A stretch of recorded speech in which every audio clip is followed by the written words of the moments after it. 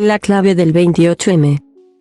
El debate en el Senado entre Pedro Sánchez y Alberto Núñez Feijóo mostró que la división en dos bloques antagónicos, agravada por la inmediatez de las elecciones municipales y autonómicas, está convirtiendo la política en una atronadora e inmunda riña pendenciera. Y la bipolarización también manda en los juicios sobre la economía. El PP aseguró que España iría peor que mal. Y el PSOE recurre al España va bien de Aznar. El PP se ha equivocado mucho porque la guerra de Ucrania no ha hecho caer a España en recesión. Menos en una crisis como la de 2008. Pero Sánchez, herido por el error garrafal de la ley del solo sí es sí que ha salvado contra las ministras de Podemos y gracias al PP quiere recuperarse con una ley de la vivienda que exhibe como histórica y la solución a todos los males. Y añade críticas a la política neoliberal del PP de Rajoy en un contexto muy distinto. España debía entonces recortar brutalmente su déficit porque al contrario que ahora el BCE no financiaba la deuda de los estados.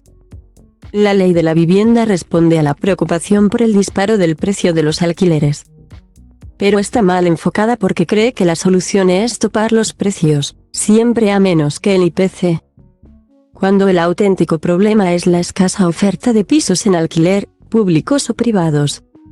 Sánchez promete vivienda social pública, pero prometer es gratis, cumplir.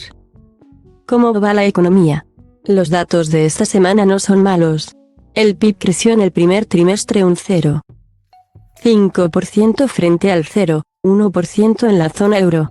En los últimos 12 meses un 3,8% frente al 1,3% de media europea. Hay desaceleración porque venimos del 5% de 2022, pero no está nada mal. Y los datos de empleo del primer trimestre, aunque con sombras, indican que en el último año se han creado 368.000 empleos, la gran mayoría en el sector privado. Cierto que esto se ha logrado con medidas como las ayudas sociales, los aumentos del salario mínimo y la revalorización de las pensiones con el IPC. Justas, pero con riesgos para las empresas y las cuentas públicas. De momento no ha sido así porque el crecimiento, la creación de empleo y la inflación han dopado los ingresos del Estado y el déficit se ha reducido más de lo previsto.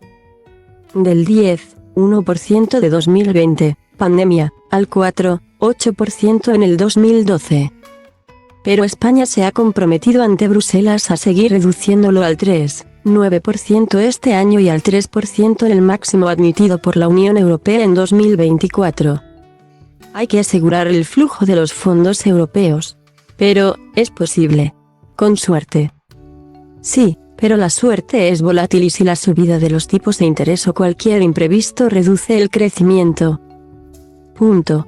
Pero Sánchez prefiere ser presidente y estar atribulado en 2024 o 2025 a un ejercicio de prudencia que le complicaría aún más este difícil año electoral en el que las encuestas, salvo la del CIS, dan ganador al PP. La economía aguanta mejor de lo esperado, pero con problemas. La inflación se ha reducido desde los máximos del 10%. Pero en abril ha vuelto a subir del 3% al 4,1% y aunque la subyacente ha bajado, al 6%, sigue por encima. Y la de los alimentos, la que castiga más al consumidor, estaba en marzo en el 16%. Por eso el consumo privado no creció en el primer trimestre y según una encuesta de la AECOC, la Asociación de Empresas de Gran Consumo, los españoles han reducido un 40% sus compras de pescado y carne. Ojo.